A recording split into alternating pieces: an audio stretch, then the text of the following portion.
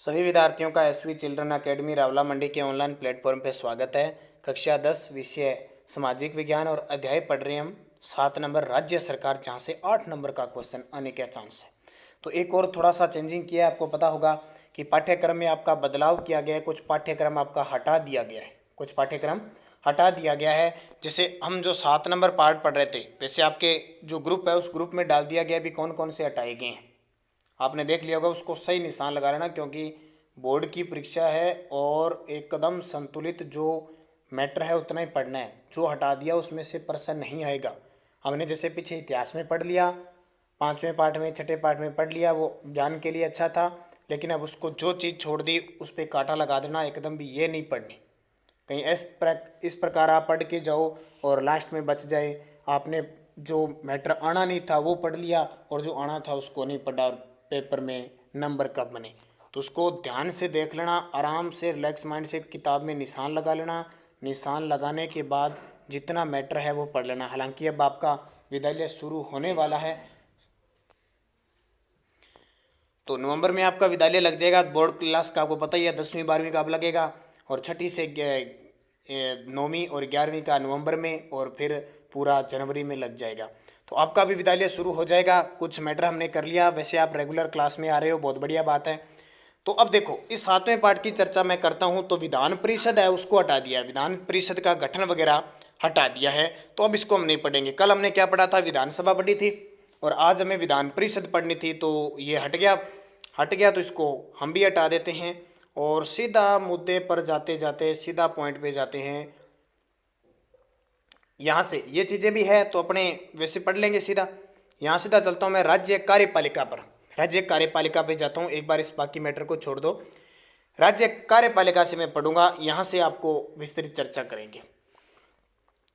राज्य की कार्यपालिका, जैसे देश में किसकी कार्यपालिका थी, प्रधानमंत्री, मंत्री परिषद और राष्ट्रपति की। वैसे यहाँ पे देखो, राज्यपाल, मुख्यमंत्री और मंत्रिमंडल। कार्य क्या है इनके, शक्तियाँ क्या है, ठीक है। यहाँ से पढ़ते हैं क्या सिस्टम है इनके, कैसे इनको नियुक्त किया जाता है, वो सारी चीज़ें पढ़ेंगे। तो सबसे पहले आता है कार्यपालिका का प्रधान होता है राज्यपाल। कौन होता है, राज्य का कार्यपालिका का प्रधान राज्यपाल होता है।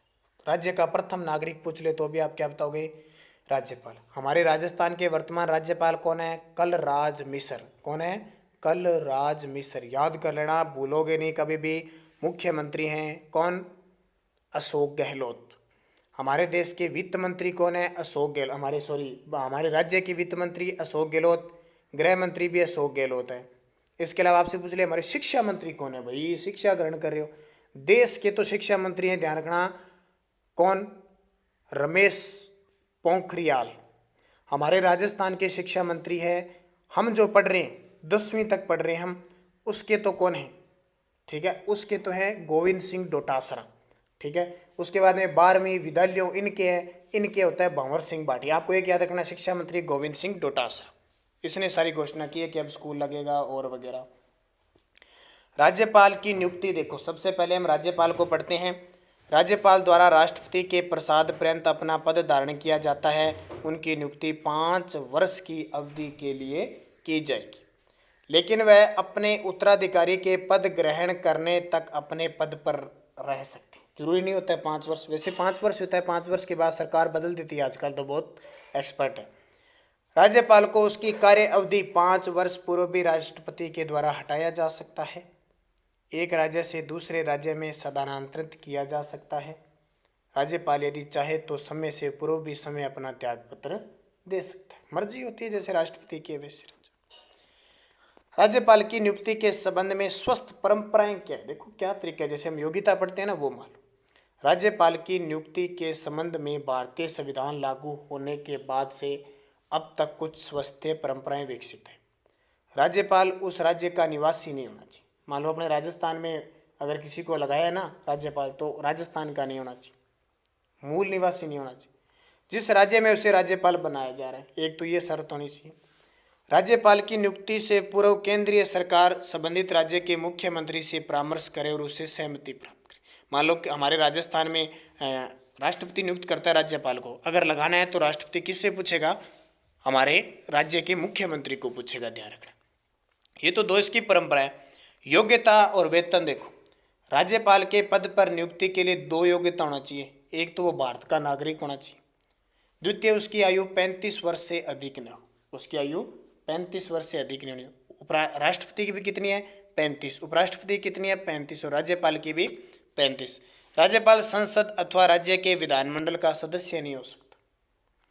यदि वह किसी सदन का सदस्य है तो राज्यपाल के पद पर नियुक्ति की तिथि से उसे अपने सदस्यता का त्याग करना होता है।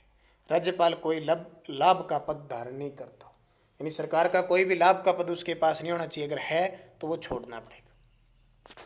वेतन भत्ते, वर्तमान में राज्यपाल को 1,10,000 रुपये मासिक वेतन प्राप्त होता है। इसके अतिरिक्त उसे निःशुल्क निवास स्थान, भत्ते, अन्य सुविधाएं प्राप्त होती है, जिससे संसद कानून के तहत निर्धारित करती है। हालांकि अब थोड़ा सा वेतन भत्ते राज्यपाल का बढ़ा दिया गया, ध्यान रखना। 3,50,000 रुपये के आसपास राज्यपाल को वेतन हो गया।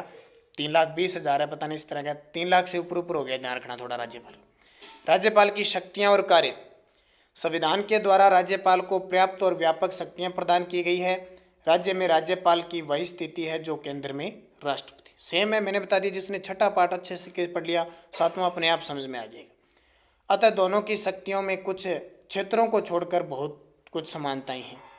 दुर्गादास बसु के शब्दों में, थोड़े में राज्यपाल की शक्तियां राष्ट्रपति के समान है, सिर्फ कूटनीतिक, सैनिक और संकटकालीन अधिकारों को छोड़कर। बस ये शक्ति नहीं है, बाकी राष्ट्रपति के समान है। राज्यपाल की शक्तियों का अध्ययन अग्रलिखित रूपों में किया जा सकता है। कार्यपालिका शक्तियाँ, राज्य की कार्यपालिका शक्तियाँ राज्यपाल में निहित है, जिनका प्रयोग वह समय अथवा अधीनस्थ पदाधिकारियों के द्वारा करता है। वह मुख्यमंत्री की नियुक्ति करता है, उसके परामर्श पर अन्य मंत्रियों की। वह अधिवक्ता और राज्य लोक सेवा आयोग के अध्यक्ष और सदस्यों की नियुक्ति करता है। उच्च न्यायालय के न्यायाधीशों की नियुक्ति के संबंध में राष्ट्रपति संबंधी राज्य के राज्यपाल से परामर्श लेता है। राज्यपाल की कार्यपालिका शक्तियाँ राज्य सूची में लिखित विषयों तक है। 3 सूची है ना, संघ सूची, राज्य सूची, समवर्ती सूची। तो राज्यपाल किस सूची पे काम करेगा? राज्य सूची।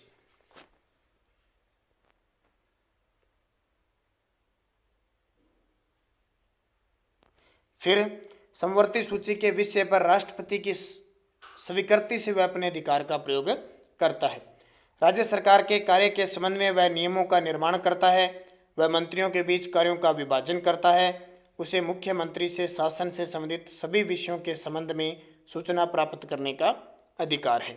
वह मुख्यमंत्री को किसी मंत्री के व्यक्तिगत निर्णय को संपूर्ण मंत्रिमंडल के सम्मुख विचार के लिए रखने को कह सकता है। राज्यपाल मंत्रिपरिषद के सदस्यों को पद व गोपनीयता की शपथ दिलाता है, यानी मुख्यमंत्री और सारे मंत्री होते हैं, उनको शपथ कौन दिलाता है? राज्यपाल। उनके त्याग पत्र स्वीकार करता है और उन्हें मुख्यमंत्री सहित पद विमुक्त भी कर सकता है। विधायी शक्ति, कानून बनाने की शक्ति क्या है? राज्यपाल राज्य की व्यवस्थापिका का अविभाज्य अंग है और विधायी क्षेत्र में उसे महत्वपूर्ण शक्तियाँ प्राप्त है। वह व्यवस्थापिका का अधिवेशन बुलाता है, स्थगित करता है और व्यवस्थापिका के निम्न सदन विधानसभा को भंग कर सकता है। आम चुनाव के बाद वह विधानमंडल की पहली बैठक को संबोधित करता है, उसके बाद ही वह विधानमंडल को संदेश भेज सकता है। राज्य विधानसभा द्वारा पारित विधेयक पर राज्यपाल की स्वीकृति आवश्यक है।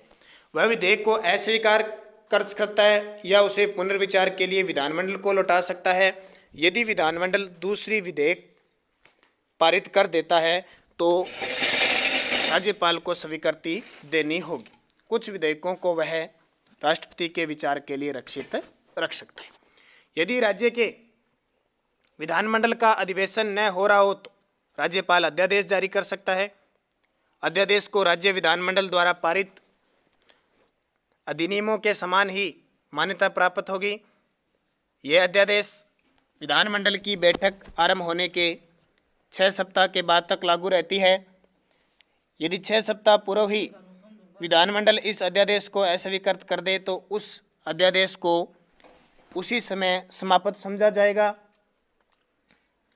कुछ विषयों के संबंध में अध्यादेश जारी करने से पूर्व राज्यपाल को राष्ट्रपति की स्वीकृति भी प्राप्त करनी होती है। राज्यपाल विधान परिषद के 1/6 सदस्यों को ऐसे लोगों में से नामजद करता है जिन्हें साहित्य का ज्ञान हो, यानी लेखक हो, कला हो, अभिनेता हो सकता है, विज्ञान वैज्ञानिक हो सकता है, सहकारिता, समाज सेवी आदि के क्षेत्र में विशेष और व्यवहारिक ज्ञान प्राप्त हो। अब वहां हमने क्या देखा था, राष्ट्रपति 12 सदस्यों को राज्यसभा में मनोनीत करता है, पढ़ा था ना। लेकिन वहां क्या था, कला, साहित्य, विज्ञान और समाज सेवा थी। यहाँ एक बढ़ गया, ध्यान रखना, एक क्या बढ़ गया, तो यहाँ एक क्या बढ़ गया, एक सहकारिता बढ़ गई। उस क्षेत्र में व्यवहारिक ज्ञान हो। यदि वह ऐसा समझे कि विधानसभा में आंग्ल भारतीय समुदाय को उचित प्रतिनिधित्व प्राप्त नहीं हुआ तो वह इस वर्ग के एक सदस्य को मनोनीत कर सकता है। फिर है वित्तीय शक्तियां। वित्तीय शक्तियां क्या होती है, राज्यपाल को कुछ वित्तीय शक्तियां यानी वित्त संबंधी, धन संबंधी अधिकार भी होते हैं। राज्य विधानसभा में राज्यपाल की पूर्व स्वीकृति के बिना कोई भी धन विधेयक प्रस्तुत नहीं किया जा सकता। वह विस्थापिका के समक्ष प्रति वर्ष बजट प्रस्तुत करवाता है। उसकी अनुमति के बिना किसी भी अनुदान की मांग नहीं की जा सकती, यानी राज्यपाल की अनुमति के बाद ही जो बजट होता है ना, बजट पेश किया जाता है, वो स्वीकार किया जाता है। राज्यपाल विधानमंडल से पूरक, अतिरिक्त या अधिक अनुदानों का भी मांग कर सकती है। राज्य की संचित निधि राज्यपाल के अधिकार में रहती है। न्यायिक शक्तियां। संविधान के अनुच्छेद 161 के अनुसार जिन विषयों पर राज्य की कार्यपालिका शक्ति का विस्तार होता है उन विषयों संबंधी किसी विधि के विरुद्ध अपराध करने वाले व्यक्तियों के दंड को राज्यपाल कम कर सकता है, स्थगित कर सकता है, क्षमा प्रदान कर सकता है। ध्यान रखना, मृत्युदंड अगर किसी को दे दी ना तो राज्यपाल क्षमा नहीं कर सकता। वो किसको अधिकार है, राष्ट्रपति को।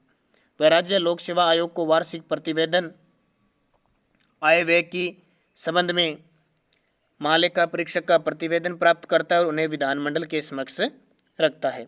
अगर वह देखता है कि राज्य का प्रशासन संविधान के अनुसार चलना संभव नहीं है तो वह राष्ट्रपति को राज्य में संवैधानिक तंत्र की विफलता के संबंध में सूचना देता है और उसकी रिपोर्ट के आधार पर अनुच्छेद 356 के अंतर्गत राज्य में राष्ट्रपति शासन लागू करने की सिफारिश केंद्रीय मंत्रिमंडल द्वारा दी जा सकती है।